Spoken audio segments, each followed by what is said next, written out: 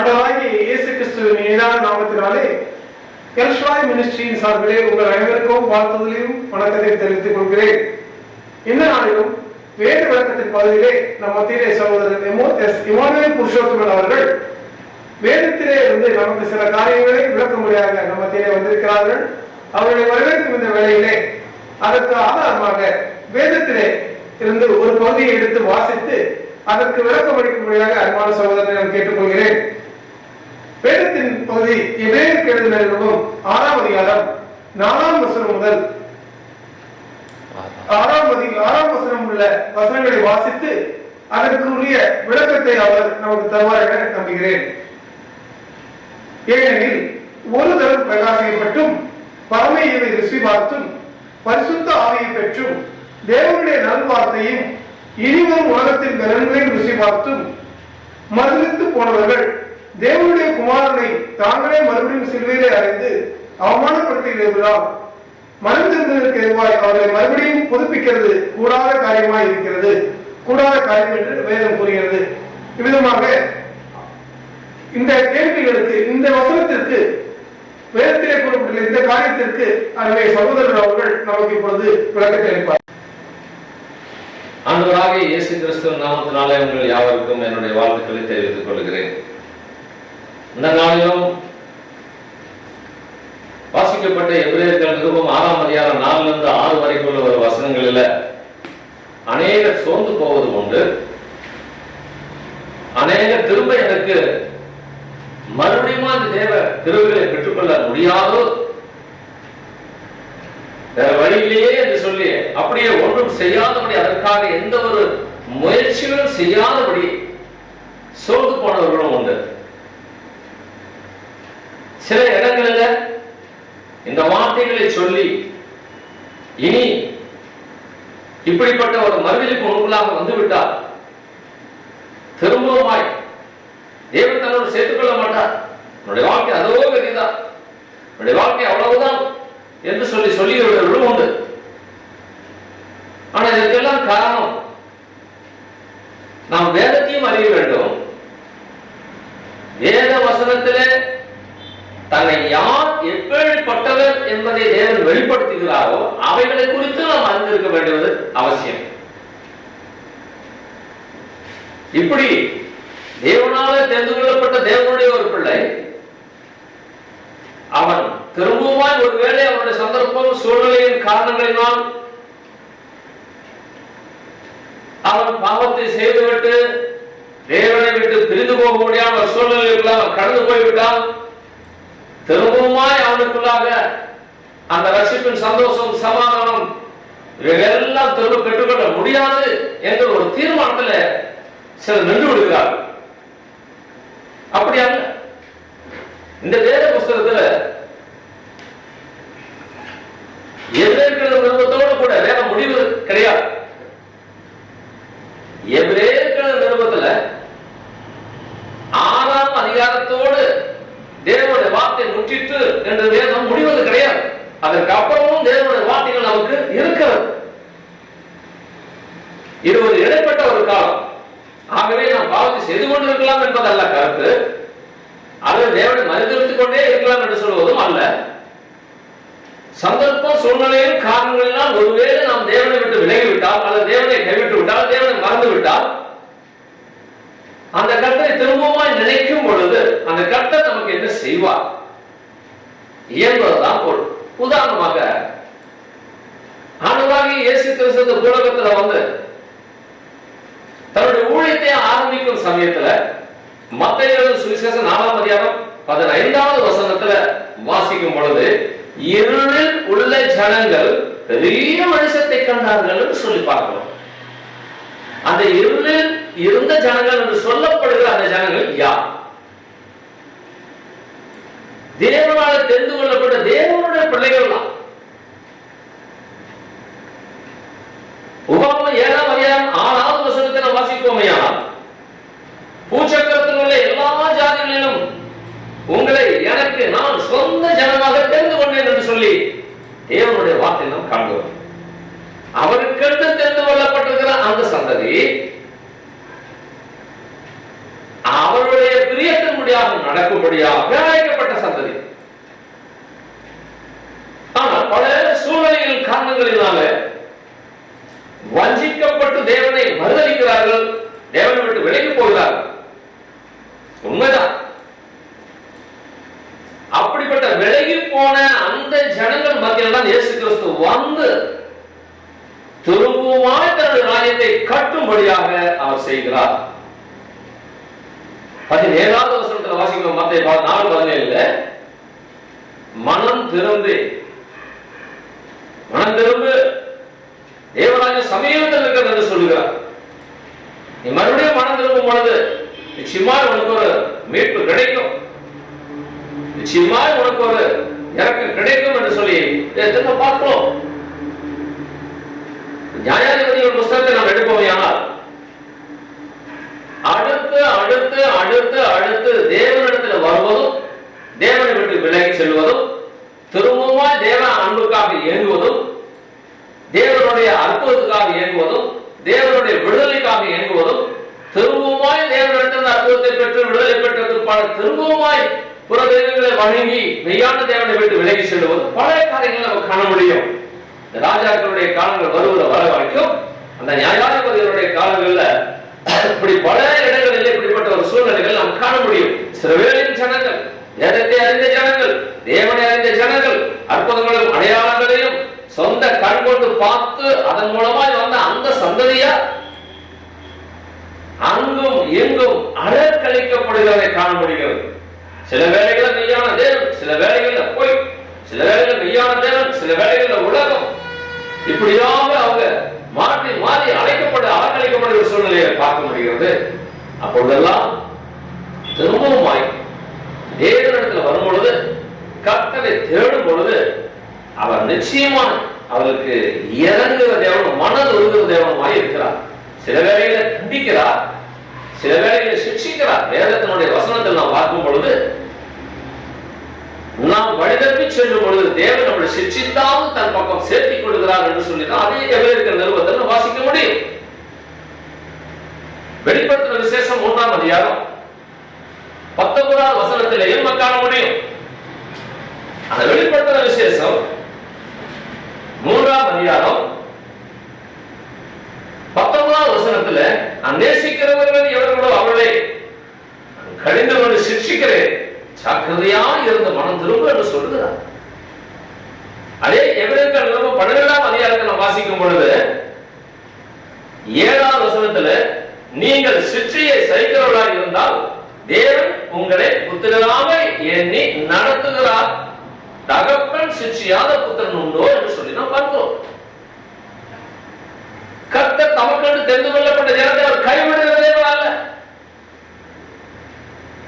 தமக்கென்று தெரிந்து கொள்ளப்பட்ட ஜனத்தை அவர் கைவிடுவாரே ஆனால் இந்த உலகத்திலே பிசாசானவன் ஜெயித்தவனாய் காணப்படுவான்.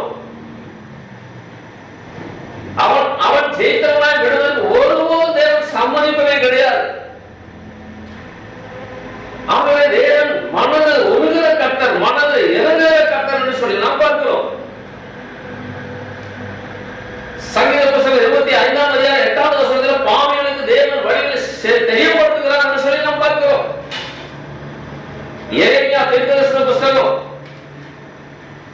3ஆம் அதிகாரம் 22வது வசனத்தில் வாசிப்போம். அதற்கு முன்னதாக 2ஆம் அதிகாரத்தில் 32வது வசனத்தை நான் வாசிக்கிறேன். எரேமியா தீர்க்கதரிசன புத்தகம் 2ஆம் அதிகாரம் 32வது வசனத்தை நான் வாசிக்கிறேன்.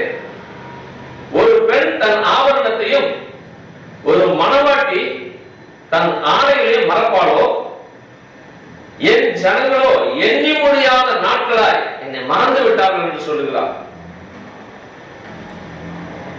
எசேக்கியேல் தீர்க்கதரிசன புத்தகம் 8ஆம் அதிகாரத்தில் வாசிக்கும் பொழுது 10ல் இருந்து 16 வரைக்குள்ள வசனங்களை நாம் வாசிக்கும் பொழுது முற்றிலுமா தேவன் வெறுக்கும் அளவுக்கும் அருவருக்கும் அளவுக்கும் அந்த தேவனுடைய ஆலயத்தை விட்டு அவர் வெளியே போகும் அளவுக்கும் இவர்களுடைய கிரியைகள் ஜீவிதங்கள் மாறிவிடுகிறது. தேவாலயத்தை முழுவதும் தீட்டிப்படுத்தி விடுகிறார்கள் என்று சொல்லி நாம் பார்க்கிறோம். இயேசு கிறிஸ்துவனுடைய காலத்திலும் கூட தேவாலயத்திலே வந்து பிரவேசிக்க வரும் பொழுது கல்லவர்களுடைய குகைகளில் போல ஆக்கிக் கொண்டிருந்தார்கள் என்று சொல்லி நாம் பார்க்கிறோம். அப்படியே விட்டு செல்லவில்லை. அப்படிப்பட்ட ஜனங்கள் மத்தியிலே தேவனுடைய இரக்கத்தை குறித்து, தேவனுடைய மனதிருப்பத்தை குறித்தும், தேவனுடைய திட்டங்களை நோக்கங்களையும் குறித்தும் திரும்பவும் அவர் தூக்கி எடுத்து நிறுத்த ஆவலுள்ளவராய் இருக்கிறார் என்பதை விலைக்கு சொல்வதற்காகவும் தன் ஜீவனை கொடுப்பதற்காகவே தான் இயேசு கிறிஸ்து வந்தார் என்று சொல்லி பார்க்கிறோம். சீர்கட்ட பிள்ளைகளே என்னிடத்தில் திரும்புகிற உங்கள் சீர்கேடுகளை நான் குணமாக்குவேன் என்று சொல்லி இயேசு கிறிஸ்து சொல்லுகிறார். அதாவது எரேமியா தீர்க்கதரிசி புத்தகம் 3ஆம் அதிகாரம் 22வது வசனத்தை வாசிக்கும் போது சீர்கட்ட பிள்ளைகளே திரும்புகிற என்னிடத்தில் என்று சொல்லுகிறார். யோவேல் தீர்க்கதரிசி புத்தகம் 2ஆம் அதிகாரம் 12வது வசனத்தில் வாசிக்கும் பொழுது கர்த்தரிடத்தில் திரும்பி வாருங்கள் என்று சொல்லுகிறார். உபவாசத்தோடும் அழுகையோடும் உங்களுடைய இருதயங்களிலே கிழித்துக் கொண்டு நீங்கள் வாருங்கள் என்று சொல்லுகிறார். நமக்கு காலம் கொடுக்கிறார், நமக்கு ஒரு அழைப்பு கொடுக்கிறார் தேவன் எப்பொழுதுமே. மத்தேயு சுவிசேஷம் மன்னிக்கணும், யோவான் சுவிசேஷம் 6ஆம் அதிகாரம் 37வது வசனத்தில் வாசிக்கும் பொழுது என்னிடத்தில் வருகிறவனை நான் புறம்பே தள்ளுவதே இல்லை என்று ஆண்டவராகிய இயேசு கிறிஸ்து சொல்லுகிறார். ஏதோ சில சமயத்தில் சில காரியங்களை மாத்திரம் நமக்கு மன்னித்து விட்டு சில சமயத்தில் நம்மளை உதவி தருகிற கர்த்தர் அல்ல, நம்மளை சிட்சித்தாவது தம்மை சேர்த்திக் கொள்ள விரும்புகிற கர்த்தர் என்பதை நாம் அறிந்து கொள்ள வேண்டும். ஒரு உதாரணமாக லூக்கா எழுதின சுவிசேஷம் 17ஆம் அதிகாரம் 3-4 வசனங்களை நாம் வாசிப்போமேயானால் அங்கு பாவ மன்னிப்புக்காக அல்லது ஒரு குற்றத்தை செய்த ஒரு மனிதன் மன்னிப்பை பெற்றுக் கொள்வதற்காக உண்டாயிருக்கிற முறைகளை அவர் சொல்லுகிறதை காண முடியும். ஒருவன் உனக்கு எதிராக ஒரு குற்றத்தை செய்துவிட்டு மெய்யான மனஸ்தாபப்படுவானே ஆனால் உன்னிடத்தில் வந்து மன்னிப்பை கேட்கும் பொழுது ஒரே நாளில் அவன் 7 தடவை அவன் உனக்கு விரோதமாய் செய்து அந்த 7 தடவையும் அவன் மெய்யான மனஸ்தாபப்பட்டு உன்னிடத்தில் வந்து கேட்பானையானால் மன்னிக்க வேண்டும் என்று சொல்லுகிறார். மனுஷர்களாகி நாம் நமக்கு விரோதமாய் செய்த குற்றங்களை மன்னிக்க வேண்டும் என்று 7 தடவை மன்னிக்க வேண்டுமா என்று கேட்கும் பொழுது 7 தடவை மன்னிக்கும், அதற்கு மேலே மன்னிக்க வேண்டும் என்று சொல்லுகிற அந்த ஆண்டவராகிய இயேசு கிறிஸ்து சந்தர்ப்பத்தினாலும் சூழ்நிலையின் காரணத்தினாலும் அவரை விட்டு நான் விலகி போனேன் அல்லது விசுவாசம் வஞ்சனையினால் நான் ஏமாந்து போனேன் என்று சொல்லிவிட்டு என் இயேசுவின் இடத்தில் நான் வர வேண்டும், என் இயேசுவின் இடத்தில் நான் திரும்ப வரும்பொழுது எனக்கு நிச்சயமாய் அவர் எனக்கு என்னை தரமாட்டார், என்னை ஏற்றுக்கொள்வார் என்று வருகிற ஒரு மனுஷனை அவர் குழந்தையை தள்ளுகிற கர்த்தர் அல்லவே அல்ல. 1 யோவான் 2ஆம் அதிகாரம் 1வது வசனத்தை நாம் வாசிப்போமேயானால் ஒருவர் பாவம் செய்வது உண்டானால் அவனுக்காக பிதாவிடத்தில் பரிந்து பேசுகிறவராய் இருக்கிறார். ஆகவே நாம் எப்பொழுதும் பாவம் செய்து கொண்டே இருக்க வேண்டும் என்பது அல்ல. ஒருவேளை அப்படிப்பட்ட ஒரு சூழ்நிலையிலே நாம் விலகி சென்றால் நமக்கு வழியே இல்லையா என்பதற்காக தான் பதில் சொல்லிக் கொண்டிருக்கிறேன். வழி உண்டு, நானே வழி என்று சொன்னாரே, யாருக்கு அந்த வழி? அவர் ஏற்றுக்கொண்டவர்களுக்கும் அவர்தான் வழி. ஏற்றுக்கொண்டு மறுதலித்து போய் திரும்பவுமாய் நான் வருகிறேன் ஆண்டவர்களை ஏற்றுக்கொள்வீரா என்று சொல்லுவதற்கு அவர்தான் வழி. உதாரணமாக அவருடைய கூடவே இருந்து அவரிடத்தில் எல்லா அற்புதங்களையும் பெற்றுக்கொண்டு அடையாளங்களையும் சுவைத்துக் கொண்டு வரங்களையும் பெற்றுக்கொண்டு அவரோடு கூட போஜனம் பண்ணிக்கொண்டு அவரோடு கூட உலாவி அவரோடு கூட உறவாடி கொண்டிருந்த அந்த பேரு சத்தியமாக அந்த மனிதனை நான் அறியவே அறியேன் என்று சொல்லவோ மறுதளிக்கவோ அவரை சபிக்கவோ தொடங்கினான் என்று சொல்லி நாம் பார்க்கிறோம். தொடங்கினான் எவ்வளவு நேரம் சமைத்தாலும் எத்தனை முறை சமைத்தாலும் தெரியவில்லை. இயேசு கிறிஸ்துவினுடைய காது கேட்க கேட்க அவர் மறுதளிக்கிறார். அந்த மனுஷனை எனக்கு தெரியாது. இந்த ஆண்டவராகிய இயேசு கிறிஸ்துவினுடைய குரலை கேட்ட பொழுதுதான் என் பின்னே வருவாயா என்று கேட்ட பொழுது இதோ வருவேன் என்று சொல்லி வந்தவர் தான். இப்பொழுது அந்த மனுஷனை எனக்கு தெரியவே தெரியாது என்று சொல்லுகிறார். 3.5 வருஷமாக அவரோடு கூட உறவாடி அவரோடு கூட நடமாடி அவரோடு கூட போஜனம் பண்ணி வந்தவர் அந்த மனுஷனை எனக்கு தெரியாது என்று பகிரங்கமாய் மறுதளிக்கிறார். ஆண்டவராகிய இயேசு கிறிஸ்துவினுடைய இறுதி அந்த நேரத்தில் எவ்வளவாய் சுக்குநூறாக உடைந்திருக்கும். ஆனாலும் கூட என்ன சொல்லுகிறார்? யோவான் சுவிசேஷம் 21ஆம் அதிகாரத்தை நாம் வாசிக்கும் பொழுது அதிகாரம் முழுவதும் வாசிக்கும் பொழுது அந்த பேதுருவாகி அந்த பேதுரு ஆண்டவருடைய அழைப்பை விட்டு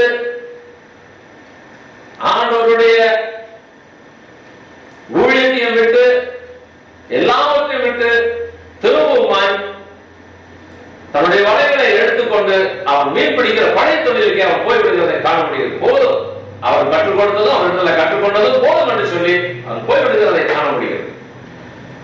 ஆனாலும் இந்த ராத்திரி முழுவதும் பிரயாசப்பட்டவருக்கு ஒன்றும் கிடைக்காததை அறிந்த ஆண்டவராகிய இயேசு கிறிஸ்து இந்த கடற்கரை அருகிலே அதிகால வேளையிலே அவனுக்காக அப்பத்தை சுட்டு வைத்துக் கொண்டு காத்திருக்கிறதை நாம் காண முடிகிறது. அதனுடைய அர்த்தம் என்ன? அவன் தான் மறுதளித்தானே, அவன் எனக்கு சத்தியமாய தெரியாது என்று சொல்லிவிட்டானே, அவனை நீ எதற்கு, அவனுக்கு நம்ம என்னத்தை செய்ய வேண்டும் என்று சொல்லி வெறுத்தாரா? இல்லை, அவனைத்தான் தேடி வந்தார். அந்த பேதுரு தான் தேடி வந்தார். அந்த இடத்துல பேதுருவுக்கு அதிகாலையிலே அவனை விசாரிப்பதற்கு அவருடைய மாமியார் வரவில்லை, அவருடைய தகப்பனார் வரவில்லை, அவருடைய மனைவி வரவில்லை. மாறாக ஆண்டவராகிய இயேசு கிறிஸ்து யாரால் மறுதளிக்கப்பட்டாரோ, யார் வேண்டாம் என்று சொல்லி தள்ளப்பட்டாரோ அந்த இயேசு கிறிஸ்து தான் அந்த அதிகால வேளையில தன்னுடைய மனது உருக்கத்தை வெளிப்படுத்தும்படியாக, தன்னுடைய அன்பை வெளிப்படுத்தும்படியாக, உலகத்தில் வந்து தன் ஜீவனை கொடுத்த அதனுடைய நோக்கத்தை வெளிப்படுத்தும்படியாக, தன்னை யார் என்று விளங்கிக் கொள்ளும்படியாக பிதாவாகிய தேவனுடைய அந்த யோவானின் சுவிசேஷம் 3ஆம் அதிகாரம் 16வது வசனத்தினுடைய எல்லா காரியங்களும் வெளிப்படுத்தும்படியாக கிரியிலே அவர் காட்டுகிறார். இல்லைகளே நினைத்தார், மறுதளித்ததே என்று சொல்லவில்லை, பாவியே என்று சொல்லவில்லை. என்ன சொல்லுகிறார்? இல்லைகளே, புசிக்கிறதுக்கு ஏதாவது உங்க இடத்துல உண்டா என்று கேட்டார். யோசனை பண்ணி பாருங்க. இதுல என்ன தெரிகிறோம்னா, ஆண்டவராகிய இயேசு கிறிஸ்துவினுடைய விலை மதிப்பு பெற முடியாத அந்த இரக்கத்தை நாம் காண முடிகிறது என்று சொல்லி நாம் பார்க்கிறோம். அவரிடத்திலே நம்முடைய பாவங்களை மன்னிக்கிறதுக்கு இரக்கம் உண்டு, தயவு உண்டு என்று சொல்லி நாம் பார்க்கிறோம். சங்கீத புஸ்தகம் 103வது அதிகாரத்தை நாம் வாசிக்கும் பொழுது, கிழக்குக்கும் மேற்குக்கும் எவ்வளவு தூரமோ அவ்வளவு அதிகமாக நம்முடைய பாவங்களை மன்னிக்கிறார். வானத்திற்கும் பூமிக்கு எவ்வளவு தூரமோ அவ்வளவு அதிகமாக தன்னுடைய கிருபைகளை பொழிகிற தேவன் என்று சொல்லி நாம் பார்க்கிறோம். அப்படி ஒருவேளை ஆண்டவராகிய இயேசு கிறிஸ்துவை மனப்பூர்வமாக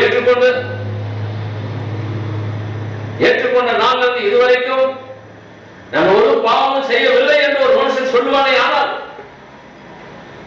அவனுக்கு வேறொரு மன்னிப்பே எனக்கு இல்லை, வேற மார்க்கமே இல்லை, நான் சரியாக நடந்து கொண்டு இருக்கிறேன் என்று சொல்லி உலகத்தில் எல்லோரும் சொல்லுவார்கள். ஆனால் எத்தனை பேர் ஆண்டவராக இயேசு கிறிஸ்துவுக்கு முன்னால் நிற்க முடியும்? ஆகவே எல்லாரும் பாவிகள் என்று நான் சொல்ல வரவில்லை. மனிதன் நான் கர்த்தர் தான். நம்மளை பரிசுத்தமாக்குற அவர் தான், நம்மளை பூர்ணப்படுத்துகிற அவர் தான். நம்மளை நாமே பரிசுத்தமாக்கிக் கொள்ள முடியாது, நம்மை நாமே பூர்ணப்படுத்திக் கொள்ள முடியாது. ஆகவே அவனுக்கு விரோதமான காரியங்கள் ஒரு மனுஷன் செய்துவிட்ட பின்பால் அவனுக்கு வேறொரு மார்க்கமே இல்லை என்பதற்கு அல்ல, அவன் செய்த காரியத்தை உணர்த்துவதும் திரும்பவும் தன்னுடைய அன்பினால் சேர்த்து அழைக்க ஒரு வாய்ப்புகளை தேவன் உருவாக்கி கொண்டிருக்கிறார் சொல்லி நம்ம வாசிக்க முடியும். வெளிப்படுத்தும் விசேஷத்தை நாம் காணும் பொழுது அங்க 7 சபைகளை குறித்து நாம் பார்க்க முடியும். அந்த 7 சபைகளில் எங்கும் சரியாய் வேதத்தை தியானிக்காதவர்கள், வாசிக்காத 7 சபைகளிலும் குறை உண்டு என்று சொல்லி பிரசங்கிக்கிறவர்களும் உண்டு. 7 சபைகளிலும் குறைகள் உண்டு என்று சொல்லி தியானிக்கிறவர்களும் உண்டு. இல்லை, அங்கு 7 சபைகளில் 5 சபைகள் மாத்திரமே தேவனுடைய பார்வையிலே குற்றமுள்ளதாய் காணப்பட முடியும். பிலதெல்பியா சபையும் சிவர்னா சபையும் தேவனுடைய பார்வையிலே நன்றாய் இருக்கிறதை காண முடியும். ஆகவே அந்த 5 சபையிலே உள்ள குறைகளை தேவன் நிறைவுகளையும் பார்க்கிறார், நன்மையான காரியங்களை சொல்லுகிறார். குறைகளை சொல்லும்போது என்ன சொல்கிறார்? இப்படிப்பட்ட குறைகள் உன்னிடத்தில் உண்டு, ஆனாலும் ஜாக்கிரதையா இருந்து மனம் திரும்பு, ஆவியானவருடைய சத்தத்திற்கு காவலன் கேட்க கடவன் என்று சொல்லுகிறதை காண முடியும். ஒரு மனிதன் வழிநடத்தி சொல்லும் பொழுது தேவ சத்தம் நம்மளோட பின்னால் வந்து கொண்டு நாம் இருக்கோம். அந்த தேவ ஆவியானவர் எப்படியாவது நம்முடைய திரும்பவுமாய் தன்னுடைய மகள் என்ற ஸ்தானத்தில் கொண்டு வர வேண்டும் என்று துடித்துக் கொண்டு இருப்பார். இதை நாம் அந்த லூக்கா எழுதின சுவிசேஷத்துல நாம் அதை காண முடியும். அந்த 15ஆம் அதிகாரத்தில் நாம் பார்க்கும் பொழுது எல்லா அறிவுரைகளையும் ஆலோசனைகளையும் பெற்றும் தன் விருப்பத்தின்படி ஜீவிக்கும்படியாக போன அந்த கெட்ட குமாரனுக்காக தன்னுடைய தகப்பன் ஏங்கி நிற்கிறதை காண முடிகிறது. இப்படியே ஒவ்வொருவரும் கெட்டு போனவர்களை எல்லாம் தேவன் விலகிக் கொண்டே தள்ளிக்கொண்டே இருப்பாரே, ஆனால் யார் அவருடைய ராஜ்யத்திற்குள்ளாக போக முடியும்?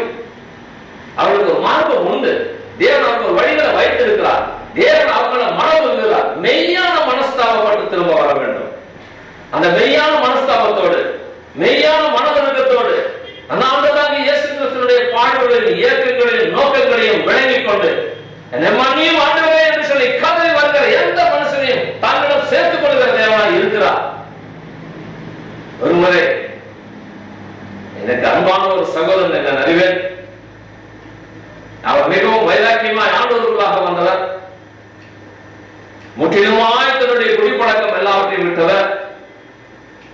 தன்னுடைய பழைய வாழ்க்கையில் எல்லாவற்றிலும் முற்றிலுமான ஒரு மாறுதலை கொண்டு தேவனுடைய சத்தியத்தை கரங்களில் எடுத்து ஆண்டவருக்காக வைராக்கியமாய் ஜீவித்துக் கொண்டிருந்த ஒரு மனிதர். அப்படியாக அவருடைய முழு குடும்பமும் ரட்சிப்புக்குள்ளாக வந்து தேவனை துதித்து ஸ்தோத்தரித்து ஆராதித்து தேவனுக்கு பிரியமாய் நடந்து கொண்டிருந்தார். அவருடைய சூழ்நிலைகளில் சோதனைகள் வந்தது. எல்லா மனுஷனுக்கும் சோதனைகள் வரும். அந்த சோதனை நாட்கள் நாம் என்ன செய்ய வேண்டும் என்பதுதான் நமக்கு காரியம். அந்த தவறும் பொழுது நமக்கு ஆண்டவருக்கு நமக்கு ஒரு இடைவெளி உண்டாகிறது. 1 Corinthians 10:13 வாசிப்போமேயானால், சோதிக்கப்படுவதற்கு இடம் கொடுப்பதில்லை என்று ஆண்டவர் சொல்லுவதில்லை, சோதிப்பதற்கு இடமும் கொடுக்கிறாராம், தப்பித்துக் கொள்வதற்கு மார்க்கங்களும் கொடுக்கிறார் என்று சொல்லி வேதனை பார்க்கிறோம். அந்த சகோதரர் சந்தர்ப்பத்தின் சூழ்நிலையின் காரணத்தினால மனம் முனைந்து போனார். சில தவறுகளினால அவருடைய புத்தி தடுமாறியது. பழைய மனிதனை போல ஒரு கோபக்காரனாக மாறினார். அதன் நிமித்தமா தன்னுடைய வேலையை இழந்தார். அதன் நிமித்தமா சந்தோஷ சமாதானத்தை எல்லாம் இழந்தவராய் காணப்பட்டார். அதனால் இதையெல்லாம் விட்டார். அதையெல்லாம் திரும்பவுமாய் எடுத்துக்கொள்ள முடியாத ஒரு சூழ்நிலை அவர்களுக்காக உருவாகிவிட்டது. தான் வெறுத்து தள்ளின அந்த குடிப்பழக்கத்தை கூட திரும்பவுமாய் அவர் தன்னுடைய வாழ்க்கையில அனுபவிக்க முடியாத மறுபடியும் அந்த பழக்கத்துக்குள்ளாக அடிமையாகிவிட்டார். நாளுக்கு நாள் சிறுக தொடங்கினார். தேவன் அவனை நேசித்தபடினால் அவர் கண்டித்தார். அவரிடத்திலிருந்து அரசாங்க உத்தியோகத்தை எடுத்து விட்டார். அவனுக்கு வறுமைகளை ஒரு உண்டு பண்ணினார். எல்லாவற்றையும் உண்டு பண்ண சமயத்தில் மிகவும் திகைத்து போய் செய்வது அறியாதபடி தன்னுடைய திறமைகளை எல்லாம் வைத்து எப்படியாவது ஜீவிக்க வேண்டும் என்று நினைத்தார். அவருடைய திறமைகள் ஒன்றுமில்லை என்பதை தேவன் விளங்க வைத்தார். நானும் கூட அவரை வெறுத்தேன். இவ்வளவு அறிந்தோம் தேவனை நீ மறுத்து இப்படி ஒரு ஜீவனை ஜீவிக்கிறாய் என்று சொல்லி அவர் மேல கோபமாய் இருந்தேன், வெறுப்பாய் இருந்தேன், பார்க்க மனதில்லாதவனாய் இருந்தேன். ஒரு நாள் தேவனுடைய சமூகத்தில் உபவாசத்தை ஜெபித்துக் கொண்டிருக்கும் பொழுது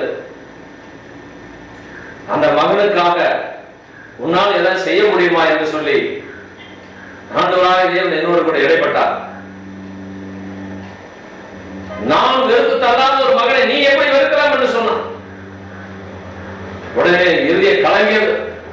ஆண்டவரே, அந்த மகனை நான் திரும்ப போய் சந்திக்க வேண்டும். என்னுடைய வெறுப்பு உணர்வை என்னுடைய இதயத்தில் எடுத்துவிடும் ஆண்டவரே. அவன் திரும்பவுமாய் என்னுடைய அன்பை அவனுக்கு நான் எடுத்து சொல்ல போகிறேன் என்று சொல்லி அந்த உபவாசத்தை முடித்து மிகவும் கஷ்டத்தோடு கூட அந்த மகனை சந்திக்க முடியாது அவருடைய குடும்பத்தில் சென்று அந்த குடும்பத்தில் சென்ற பொழுது ஒரே ஒரு வார்த்தை மாத்திரம் நான் அவருக்கு சொன்னேன். வேற உபதேசமே சொல்லவில்லை. நன்றாக வேற அறிந்த ஒரு சகோதரர் ஒரே ஒரு வார்த்தையை மாத்திரம் நான் சொன்னேன். சகோதரா, தேவன் உன்னை நேசித்துக் கொண்டிருக்கிறார். தேவன் உன்னை கைவிடவில்லை. நேசு கிறிஸ்து உன்னை நேசிக்கிறார். அவருடைய தன் அன்பை இன்னும் மேல ஊற்றிக் கொண்டு இருக்கிறார் என்று சொல்லி ஒரே ஒரு வார்த்தை மாத்திரம் நான் சொன்னேன். என் பிரசங்கமே பண்ணவில்லை. அவருடைய இறுதி சுக்கு நூலாக உடைந்தது. இப்பொழுது நேசிக்கிறாரா? நான் துரோகம் செய்த நேசிக்கிறாரா? நான் என் பின்னோக்கிக்கு போயும் நேசிக்கிறாரா? அவரிடத்தில் எனக்கு திரும்பவும் ஒரு உயிர் பிச்சை கிடைக்குமா? அவரிடத்தில் வந்தால் திரும்பவும் என்னுடைய வாழ்க்கை செழிக்குமா என்று சொன்னார். அவருடைய உள்ளத்தில் அங்கலாய்த்தார். அவர் உடனே என்னிடமாய் கட்டிக்கொண்டு அழுதார். என்னை மன்னித்து விடுங்கள், என்னை மன்னித்து விடுங்கள். மன்னிப்பதற்கு நாங்கள் கர்த்தர் ஒருவரை மன்னிக்கிறவராய் இருக்கிறார். அவருடைய வார்த்தையினுடைய சத்தம் என்ன? அவருடைய உள்ளம் உடைந்திருக்கிறது என்பதனுடைய அதற்காக நான் சொல்லுகிறேன். அவர் எனக்கு எல்லாம் ஒன்றும் செய்யல. நேசிக்கிற ஒரு மனிதன், இன்றைக்கும் என்னை நேசிக்கிற ஒரு சகோதரர். அந்த அப்படிப்பட்ட சகோதரர் இந்த இயேசுவை நேசிக்கிறார், இன்னும் நேசித்துக் கொண்டு இருக்கிறார். அந்த ஒரு வார்த்தை நோக்கம் அவருடைய தலைவராக அவருடைய வாழ்க்கை திரும்பமா மாறியது. அவருடைய உள்ளத்துல ஒரு தெய்வீக சந்தோஷம் வந்தது, தெய்வீக சமாதானம் வந்தது. அடுத்த வேலை ஆகாரத்திற்கு வழி இல்லாதபடி கஷ்டப்பட்டார். தன்னுடைய 2 பிள்ளைகளுடைய பசியை கொடுமையை தாங்க முடியாதவராய் தன்னுடைய சரீரத்தில் விளையினத்தோடு கூட அவர் வேலை செய்ய ஆரம்பித்தார். இருந்த வேலையை விட்டுவிட்டு அந்த சூழ்நிலையில் தேவனை மறுபடியும் ஏற்றுக்கொண்டது நிமித்தமாய் கர்த்தர் அவருடைய எல்லா பிரச்சனைகளையும் மாற்றி சந்தோஷத்தை தந்து சமாதானத்தை தந்து திரும்பவும் பரிசுத்த ஆவியின் அபிஷேகத்தினால நிரப்பப்பட்டு அவர் இழந்து போன அதே அரசாங்க வேலையை திரும்பவும் பெற்றுக்கொள்ளும்படியாக கூட தேவன் அவருக்கு உதவி செய்தார். இன்றைக்கு முன்னிருந்த நிலைமையை விட இன்னும் இரட்டத்திலே சந்தோஷத்தோடு சமாதானத்தோடு இருந்து கொண்டு ஊழியத்தையும் செய்து வருகிறார். வேலையிலும் இருந்து கொண்டு தேவனுக்கு என்று அங்கும் இங்கும் ஓடி அடைந்து ஊழியத்தை செய்கிறார். தேவனுடைய ஊழியக்காரனை தாங்குகிறார். லாபத்திலும் திரும்பமாய் தேவனுக்கு என்று பிரகாசிக்கிறார். ஆகவே இப்படிப்பட்ட ஏதோ ஒரு வசனத்தை வைத்துக் கொண்டு தேவனை கைவிட்டார், இனி திரும்ப வர முடியாது என்று சொல்லி ஒருபோதும் நம்மளை நாமே ஏமாற்றிக் கொள்ள வேண்டாம். அவரிடத்தில் இரக்கத்தை நைசோடு உள்ள ஒரு கர்த்தர், அவர் நமக்காக மனதுருகிற ஒரு கர்த்தர். இவரர் 7:25 வாசிக்கும் பொழுது தம் மனிதியாக சேர்வதற்காக அவர் பரிந்து பேசுகிறவராக இருக்கிறார். தன்னுடைய காரியங்களை காட்டி தன்னுடைய வேதனைகளை காட்டி இடமணியம் என்று சொல்லி நமக்காக பரிந்து பேசுகிறவராக இருக்கிறார் என்று சொல்லி நாம் பார்க்கிறோம். ஆகவே இப்படி இருப்பதால் நாம் அடிக்கடி நாம் தவறலாம், அடிக்கடி நாம் தேவனை விட்டு விலகலாம், அடிக்கடி தேவனை மறுதளிக்கலாமா? இல்லை.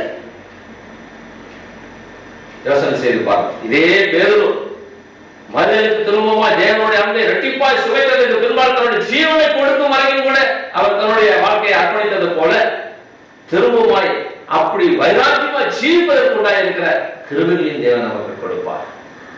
ஒரு வேலையை கேட்டுக்கொண்டு இருக்கிற அன்பான தேவனுடைய பிள்ளை, உங்களுடைய வாழ்க்கையில தொடாத தொட்டு விட்டேன், செய்யாத செய்து விட்டேன், பார்க்காத பார்த்து விட்டேன், செய்யாத செய்து விட்டேன், ஆண்டவர் என்ன நேசிப்பார், எனக்கு மண்ணி போட்டா திரும்ப அவரிடத்தில் எனக்கு ஒரு உயிர் நீச்சி கிடைக்குமா, திரும்ப என்னை சேர்த்துக் கொள்வார் என்று ஒருவேளை நீ ஏகி கலங்கலாம், தவிக்கலாம். தேவன் இடத்துல உனக்கு இரக்கம் உண்டு. தேவன் நேற்றும் இன்றும் என்று மாறாத கர்த்தர். அவர் தண்டிப்பதற்காக உலகத்தில் வரவில்லை. ஒவ்வொரு வழிதப்பி போனது திரும்பவும் கூட்டி சேர்த்து அணைப்பதற்காகவே அவர் வந்தார். அவருடைய கோபத்தின் நாட்கள் இனிமேல் இருக்கிறது, அவருடைய வருகை இனிமேல் இருக்கிறது. ஆனா ரட்சிப்பின் காலம், ரட்சணியத்தின் காலம், இரக்கத்தின் காலம் இருக்கிறபடினால 7 தடவை மன்னிக்க கூடுமானதை மன்னிக்க வேண்டும் என்று சொன்ன ஆண்டவர் அவரிடத்திலே மனது உருகி மனஸ்தாபத்தோடு இனி நான் செய்ய மாட்டேன் என்ற உணர்வோடு போகும் பொழுது நிச்சயமா நம்மை தூக்கி எடுக்க அவர் போதுமானவராக இருக்கிறார். கர்த்தராமே இந்த தேவனுடைய வார்த்தையின் மூலமாக உங்கள் யாவரையும் நம்மை ஆசீர்வதிப்பாராக.